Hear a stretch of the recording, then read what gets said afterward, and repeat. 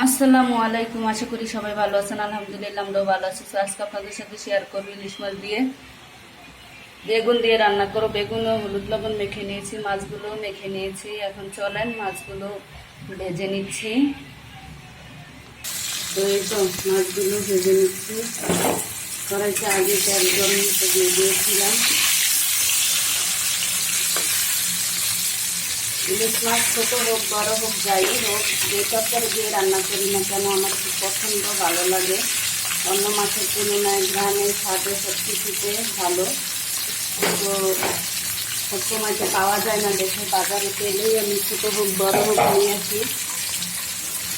তো আসলে ভিডিও করতে ভালো লাগে না, যার জন্য অনেক সময় ভিডিও করি না, স্কিপ করি। তো মাছগুলো হতে থাক। তো দেখেন মাছ ভাজাগুলো হয়ে গেছে, আমি খেয়ে নেব, কারণ একবারে কড়া করলাম না, একটু হালকা হালকা রাখলাম। এখন বেগুনগুলো ভেজে নেব।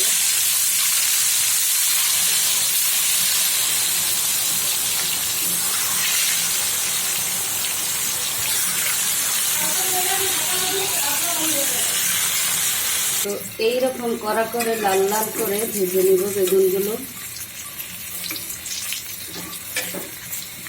তো দেখেন অবশেষে মাছ আর বেগুনগুলো ভেজে নিয়েছি। আর এই তো উপকরণগুলো আদা রসুন মানে আদা বাটা আর পেঁয়াজ বাটা একসাথে বেটে নিয়েছি, রসুন বাটা, জিরে বাটা, লবণ, হলুদ, মরিচ। তো পেঁয়াজ বেটে দিয়েছি, যার জন্য আমি আনাম পেঁয়াজটা দেবো না, কাটা পেঁয়াজটা।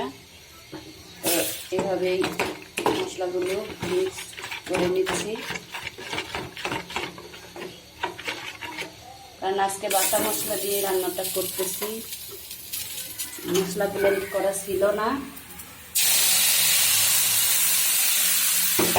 আর কি, আদা ব্লেন্ড করা ছিল না, পেঁয়াজটা আর আদাটা বেটে নিয়েছি। তো এই মশলাটা কষানো হোক। তো দেখেন অবশেষে মশলাটা খুব সুন্দরভাবে কষানো হয়ে গেছে। এখন আমি ঝোল দিয়ে নিব, কারণ পরিমাপ মতো ঝোল দিয়ে দিচ্ছি। এই ঝোলটা ফুটে উঠবে, তারপরে আমি মাছ আর বেগুনগুলো একসাথে দিয়ে দিব। কারণ বেগুন ভেজে রান্না করলে, বিশেষ করে এইভাবে রান্নাটা করি, না হয় বেগুনটা গলে যাবে। এইভাবে রান্না করলে বেগুনটা আস্তে আস্তে থাকবে। তো এই তো ঝোলটা ফুটে কমুক, ঝোলটা বলক এসে গেছে। তো আর কিছুক্ষণ হবে, মানে তো টানো, তারপরে দিয়ে দিবে সব কিছু। কিন্তু ঝোলটা অনেকক্ষণ টেনে এসেছে। এখন আমি দিয়ে দিচ্ছি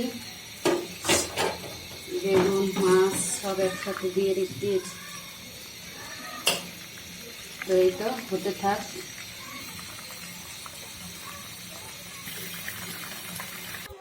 তো এই তো দেখেন অবশেষে তরকারিটা হয়ে গেছে, মাছগুলো সব নিচে পড়ে গেছে। যাই হোক, আমি একটু ঝোল ঝোল রেখেছি, কারণ ঠান্ডা হলে তরকারির ঝোলটা আর একটু মাখো মাখো হয়ে যাবে। আমার ভিডিওটা ভালো লাগলে চ্যানেলটা সাবস্ক্রাইব করে আমার পাশে থেকে যাবেন।